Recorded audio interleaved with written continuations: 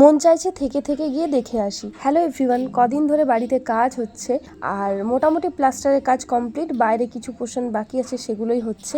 আর এই যে দেখো আমি এখন হোয়াইট সিমেন্ট লাগাচ্ছি দেওয়াল। বাবা নেই, এলো বলে এক্ষুনি পায়রা বাজ পাচ্ছি।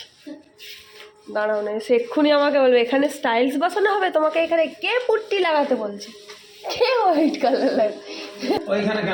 যা বললাম সত্যি সত্যি তাই হলো। বাবা চলে এলো আর এসে বলছে ওখানটায় লাগাচ্ছিস কেন। তো আমি বললাম এমনি ট্রাই করছিলাম। আর ওই যে যতটা পর্যন্ত দিয়েছি ওর উপর মানে ওই পর্যন্ত স্টাইলস বসবে, তার উপরে পুট্টি হবে। বেশ মজা লাগছে কিন্তু করতে। এই জিনিসটা আমার খুব ভালো লেগেছে। এই জিনিসটা যদি আমার বলে যে এইটার সাহায্যে দিতে হবে, আমি নিজে দিয়ে দেবো। তো যাই হোক, আমি মোটামুটি ওই যে কালারগুলো যেখানে যেখানে হালকা ছিল আমি সেইখানটায় একটু দিয়ে ট্রাই করে দেখছিলাম।